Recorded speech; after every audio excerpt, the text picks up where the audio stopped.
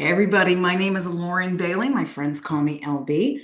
I'm a founder like so many of you. This is my fourth go with my most recent company. I am a sales trainer to the Fortune 500. I've had my own business for over 20 years. Factor 8, we travel the world training frontline sales teams in businesses. So I'm going to bring some of those top secret tips to you specifically around how you can use AI to generate an amazingly effective intro. That's right. When you're calling out and talking to people, how do you capture them? And in fact, don't you hate it when the title doesn't tell the whole story? I'm going to show you how to capture them in 15 seconds, not in 30 seconds. You guys ready to get started? At the end, I'll tell you about some of my other businesses if we've got time, but let's jump right in and get you some sales tips because you know what? Whew, I wish marketing did it all for us, but at some point we've got to connect with people, don't we? So here's just a little bit about Factor 8 and some of the big companies that we've worked with over the last 20 years. We're going to bring those tips here to you right now.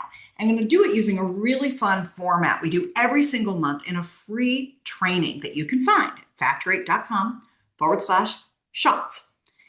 Free 30 minutes chock full of tips to sell more every single month. So hopefully you're going to join us again sometime. Here we go. Shot number one. Sales doesn't suck.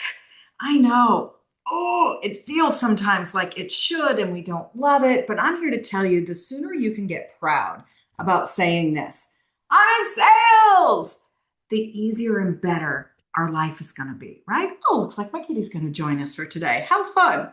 Listen, I'm probably one of the only people who stands up loudly, proudly, says it, and has it framed behind me, right? Most of us sort of like, no, we're business owners and founders and influencers, and all those things are good except when we don't sell anything. So let's quit hiding behind being sanitation engineers and just call a spade, right? It's okay to sell.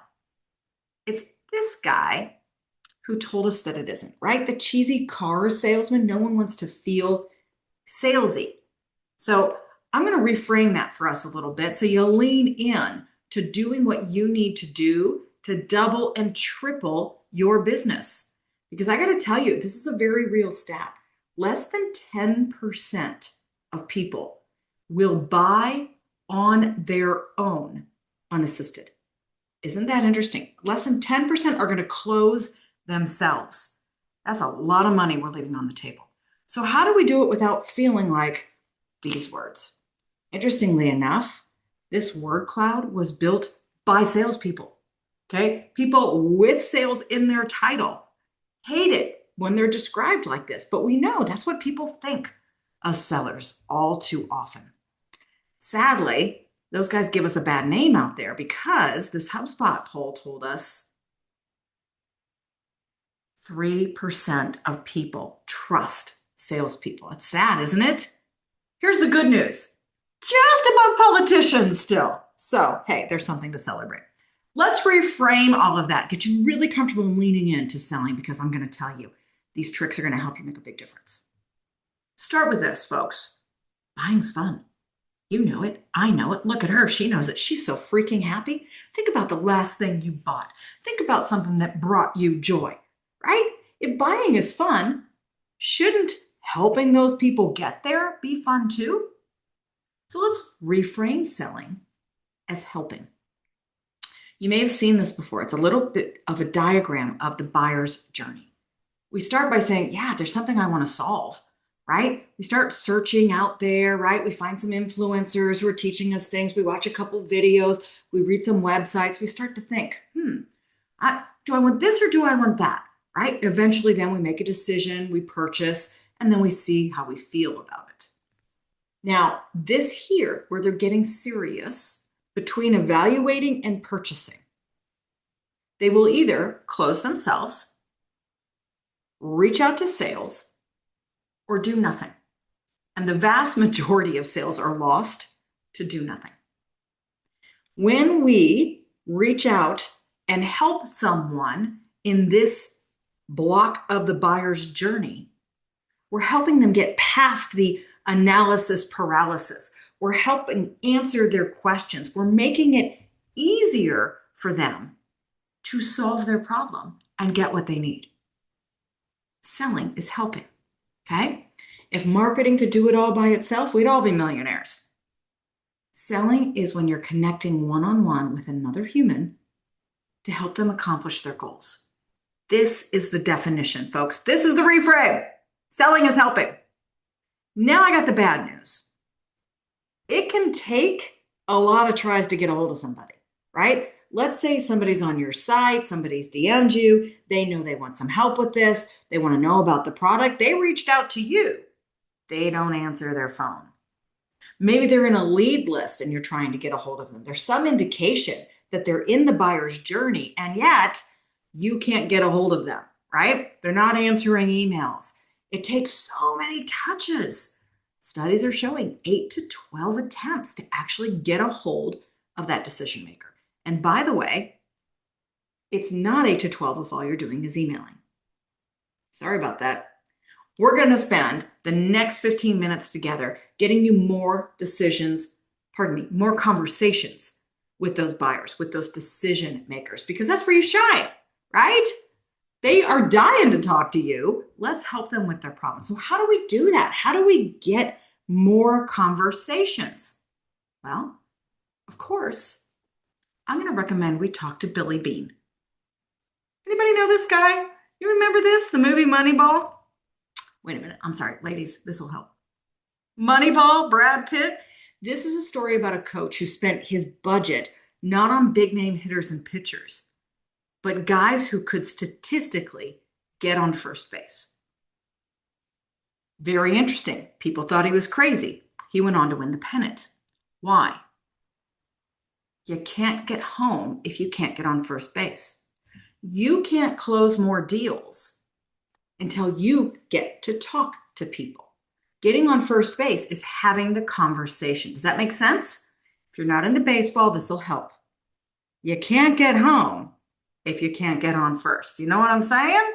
All right, let's focus on getting as many of our leads and followers on first base. And that brings me to shot number 2. You can't just email or LinkedIn them, folks. Just doesn't work. It takes 3 times as many touches. The noise out there is tremendous. Even if you're using AI to personalize the outreach, it will take more than written. You really want to double and triple your sales, you got to pick up the phone too. I'm not saying only do that. I'm saying do all of it, okay? Social, email, and phone. What is the way that is the most efficient? Spam them like everybody else in the world does. What is the way that gets the biggest results? You call them, okay? Go virtual. Obviously, you're not going to fly to meet everybody who wants to buy from you or is interested. You're going to pick up the damn phone and you're going to call them. They're going to be delighted to hear from you. Not enough people do that anymore. So let's just do a tiny bit of math, all right? If you could carve out 1 hour a day, 5 days a week, and you could reach out to 20 leads in that hour. During that time, you'll talk to 1 or 2 during that 20. Yeah, that's how many you get a hold of. But you will touch 100 a week. You'll talk to 5, 6, 7, 10. That's more than 20 conversations a month and more than 200 in a year. How many do you have now? Okay? Telling you, this adds up. When you're trying to close more deals, volume counts. It's a numbers game. 1 hour a day, is that worth it? Yeah, you're going to see it pay off. Here's another reason it's important. Buyers choose sellers who were first to add value. Adding value fifth doesn't work. Being first and not adding value doesn't work. Okay, so we're going to focus on both. Let's start to how do we go back to have this conversation, right? I said you might call 20 people and only talk to 1 or 2. Yeah, I've been in this industry a while. It's actually doubled from where it used to be. Take a look at these percentages, all right? You're only going to reach about 25%, a quarter of your audience, if you're calling them each twice. So you take this lead list and you don't call every one of them once. Take a look. You're only going to reach close to 50% if you call 4 times. It takes 12 tries to ensure that you are reaching 90% of the people on that list. Okay? That's why you do it so many times every single week. It's killer. Here's the good news. Okay? Your persistence will pay off. You will get a hold of people. It is expected that you call this many times. That is part of the dance in the game. And you will stand out because others don't do it. Look at that. Nearly 50% of sellers give up after 1 call, where you're going to reach 20% of your audience. Less than 2% will make more than 6 calls. You will be the first to reach them, have a conversation, and add value if you persist. Does this make sense, you guys? Quick tips for you on when to call. The best time to get a hold of busy decision makers. So your decision makers are different. Everybody's are, right? This is if you're calling people who are working in business today, right? You're catching them before they're all day of meetings. If you're calling folks at home, there's some slightly different rules, right? You're not calling during the dinner hour. You're watching the time zone to make sure you're not waking people up. All right. Whew. Knowing that more than 70% of sellers give up after 2 calls. Are you leaning in a little bit? Right? A ton of research says that people, yes, do respond to getting phone calls. And like we said, more than half will choose the first one to add value. So what do you do with those other 8 or 9 calls that don't reach somebody, right? If 1 out of 10 or 20 is actually getting somebody on the phone, do you leave a voicemail? Yeah, folks, you do. And it matters what kind of voicemail that you use. This is harsh but true, right? Has anybody heard a message like this? Here's another harsh but true fact. If you call and you don't leave a message, it's like spending thousands on a billboard and leaving it blank. It takes 8 to 12 touches to get a hold of them. Call with no message is not a touch. You're a ghost. Leave a message always. That's shot number 3, my friends. The second half of shot number 3, after you leave a message, you're going to have to pretend it's okay they're not calling you back. Listen, I've got friends in my industry that I've known for 20 years. I have to call them 4 times before they call me back. When they finally do, the whole time I'm thinking, hey, jerk, what's going on? Nope, you got to play the game. I'll give you the flip side of that. One of my companies is called Girls Club, and we help more young women get into leadership positions in business. And there was a woman in Girls Club who said, ooh, I've got this solution that LB really needs. I think Girls Club should have this voice to text solution. And so she told me about it offhandedly. And I said, interesting. Yeah, give me a call. We'll set up a pitch. She called once. I didn't call her back. I love this girl. I helped her graduate my program. Okay. That's the game. And when she didn't call me again, I thought, it's kind of a bummer that Mary didn't want it bad enough, huh? That's the game. Call 5, 6, 7, 12 times. Always leave a message. I've got 2 more harsh but true facts about voicemails, folks. The first one is no one ever called you back if you didn't leave a message. The second one is, this is the truth, nobody ever bought anything over voicemail. Do not sell over voicemail. That's not it. Let's look at what the goal is of that voicemail that you're going to leave, right? Number 1, of course, you want to get them to call you back. Number 2, this is a brand impression, okay? This is the touch. In addition to your brand, it's you as an individual, okay? You want to hear the personality. They want to talk to you. That's key. The 4th one's guilt.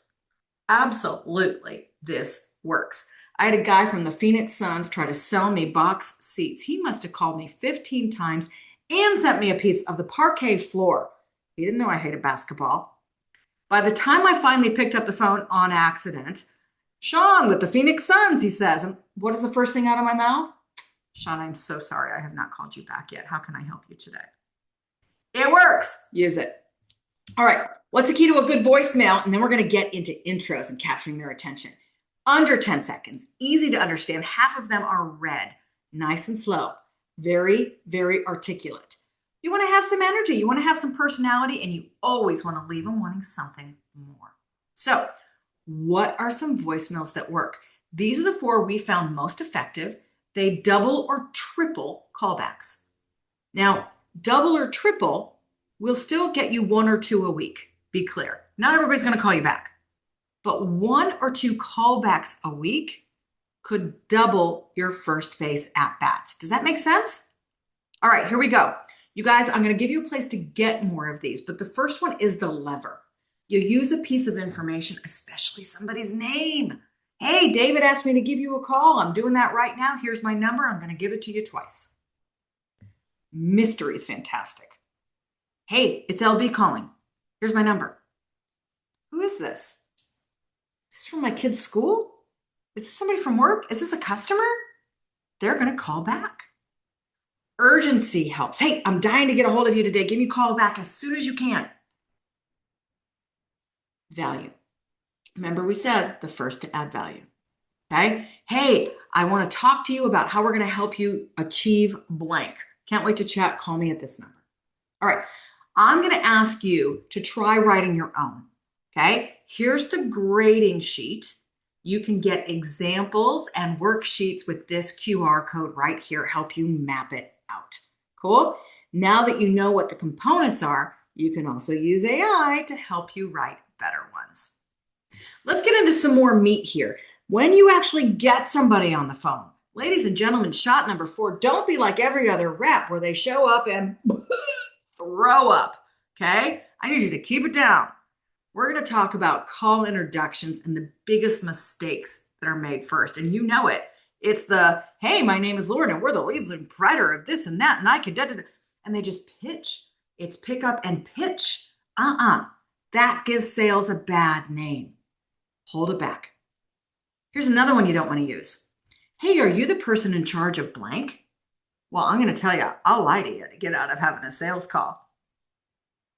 This is another very popular bad intro. It's using the value prop, right? Hi, this is Lauren. I'm calling with Girls Club, and we're the premier community for women in revenue to get promoted faster.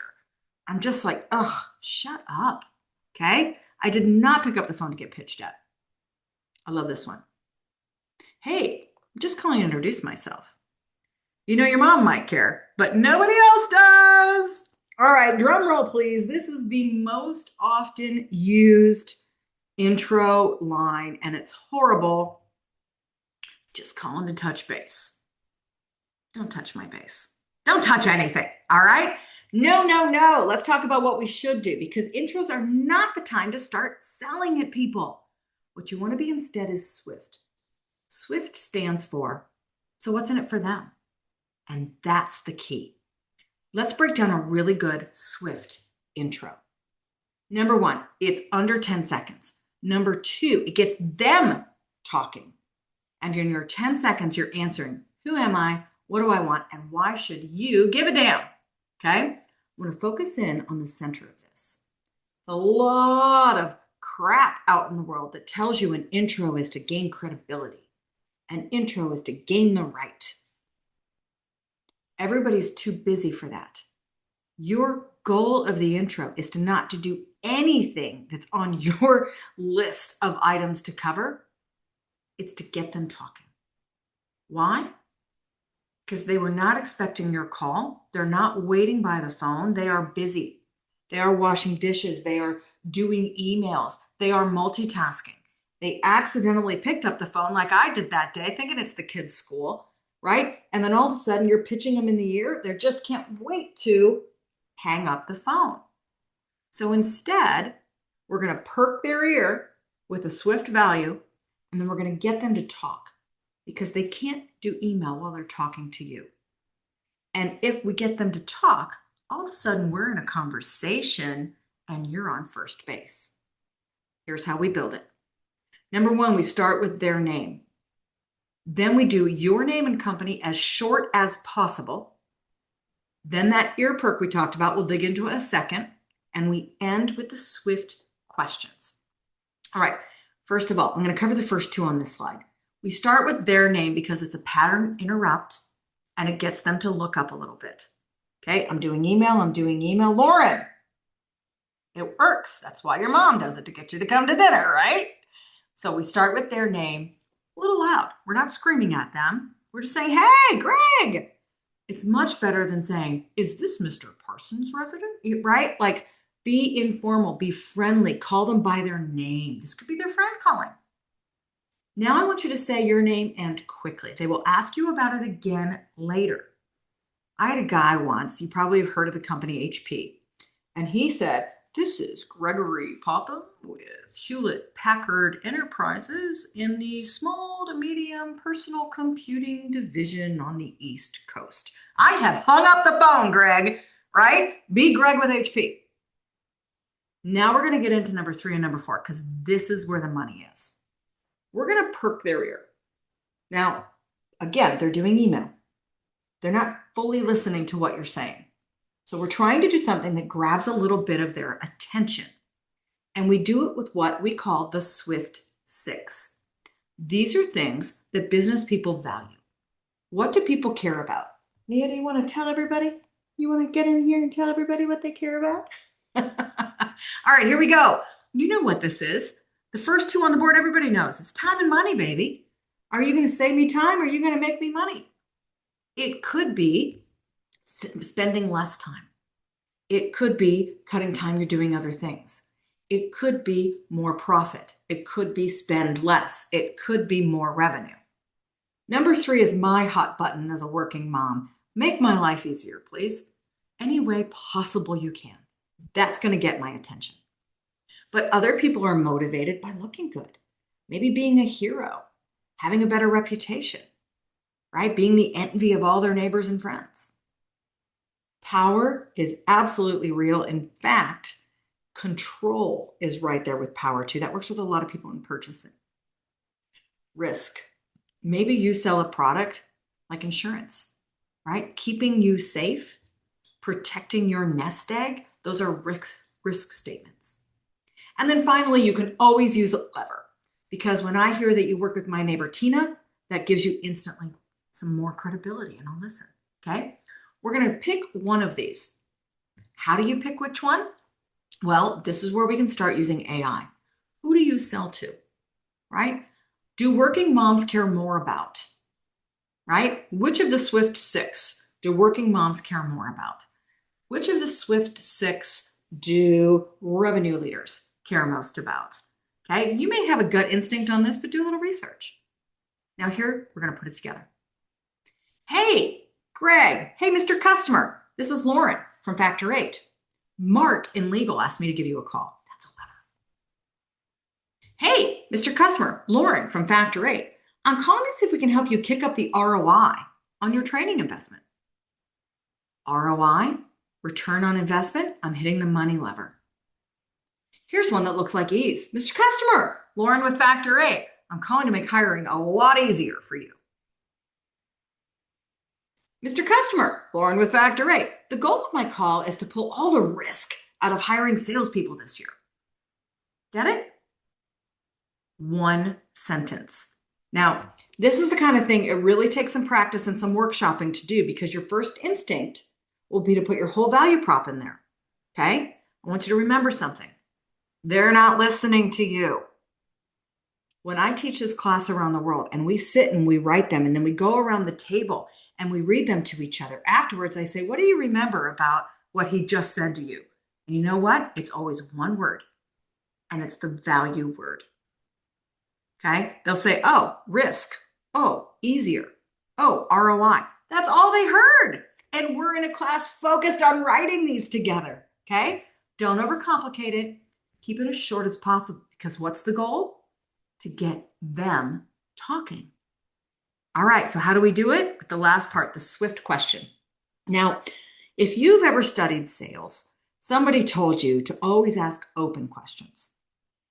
Open questions get people talking and elaborating, and you get to hear things about their hot buttons and what they really care about, right? They're going to tell you more of their wants and needs. Not this time. We want it to be closed. We want it to be really easy to answer. We want it to be really fast to answer. A number or a yes, no works great. You guys are going to think I'm crazy, but I'm going to prove it to you. There's a scientific phenomenon called instinctive elaboration. And it means when I ask you a question, your brain will stop what it's doing and hunt for the answer, whether you want it to or not. How old are you? There's a number in your head right now. And that means it's halfway out of your mouth. Okay? Now, if I come in and I've been talking to you for all of 3 seconds and I say, what's keeping you up at night when it comes to childcare? I am busy. I don't have time to think about that right now. My brain starts to search for the answer. It doesn't come up with it easily. It recognizes you're a freaking stranger and I can get rid of you. It's not what we want. So we ask it really easy. Let me give you some examples. Which one's better, A or B? Hey, Ben, you've got over 50 sellers on your team these days, right? That's a yes or no. By the way, it also tells me what I need because my ideal customer profile is that big. How about this one, B? How have you and your team managed to attack virtual onboarding ramp times? Is that they're getting longer. Most companies I know that are working remote these days. Like, you just quit listening in the middle of that, didn't you? Don't ask the great discovery questions you have ready until you've got their full attention. Let's put it all together. The Swift intro plus the questions. Mark, I'll be here with Factor 8. Your VP of Sales asked me to give you a call. I promised him that I would. Best lever intro ever. Hey, have you worked with David for a while now? Are you running inside sales or field sales for him? How many reps on your team? We're in a conversation. Nice, right? Let's see which one's better, A or B. LB here with Factor 8. I'm calling to see if I can help your team hit quota sooner. Are you primarily B2B there? Do you outbound or inbound? How many sellers under you? B. LB here with Factor 8. We're the leading provider of virtual sales skills for inside sales teams. And we work with companies like yours to shorten new hire ramp. Is that interesting to you? That's a typical sales intro. Be swift instead. A is the bonus, huge, absolute, hands down winner. Now, this doesn't come easily. I'm going to give you tools to write these. But first, I need to give you a bonus chaser. And the chaser is, folks, shorter is better in writing too. This is a study that LinkedIn did, right? And it's showing the shorter the email, the bigger the response rate. So write your Swift intro. Here is your grading checklist. It's under 10 seconds. It answered the 3 questions. 1 value, don't stack the values. 1 to 3 closed questions. Did it perk an ear? And were they compelled to answer? Was it easy to answer? That's how you know you're doing it right. And I'm going to give you a free gift right now. Hit this QR code with your phones. Take this picture, go out, and you can download a free AI prompt that will generate Swift intros for you. So you're going to get worksheets on it and see examples. For my earlier QR code, this one's going to give you a free AI prompt to get there. Sound good? Now you may be asking yourself, okay, what happens? Are they really going to answer all those questions? What's next? So I'm going to give you 2 quick bonus extra shots. I don't have time to dig in. I'll tell you where you can take the training. But extra shot number 1. Once you ask those 3 questions, you know what happens right between 2 and 4 questions? They say, I'm sorry, who is this again? Now you drop your value prop. Now they're listening. Hey, this is Lauren. I work with Factor 8. We are the world's leading provider of digital selling skills to the Fortune 500. Now I'm going to ask another question. There's some real keys in what people are doing wrong these days with value props. And the picture here is one of them. You don't have the whole length of an elevator anymore. And we're going to teach you about the grandma test in our training too. So you can take a prospecting certification with us. It's the same stuff I use with IBM and Waste Management and Scholastic and Hewlett Packard, R&L, all over the world. You can get the same training online at the sales bar, and that's the link to get there. If you download one of our things, our marketing person will send you a link and a coupon code as well. One more extra shot. I can't help but give this to you. Anybody sick of getting ghosted? Has it gotten 10 times worse in the last year, or is it just me? It drives me crazy. And we've got a solution. It's called call bridging, and it will probably increase the number of times you get to second base by about 400 to 500%. Now, that's a solution. It's also included in our prospecting certification, plus how to organize your day, how to find the right decision maker, how to overcome that no thanks early on, and more. But I'll leave you with this for now. I hope you are ready and armed to go make some calls, connect and help sellers, leave a great voicemail, and be ready with an intro that captures that lead so that you can stay on first base and, of course, get all the way home. If you'd like to follow me on LinkedIn, that's the QR code that you're looking at right now. You can learn a little bit more about some of my other companies. Factor 8 does our in-person sales training with big companies. The sales bar is where we bring that to consumers and small to medium businesses. Girls Club helps more women enter the top and get promoted in revenue careers. And Legacy is my newest adventure. It is a senior executive and founders community. I hope you've enjoyed this. It's been my pleasure to be here with you today. I look forward to seeing you on LinkedIn. I hope you'll share your success stories with me, because I'll tell you what, marketing doesn't get us all the way to the yacht and the $1 million home, does it? Let's do this together. You got this. Thank you for having me. Bye-bye.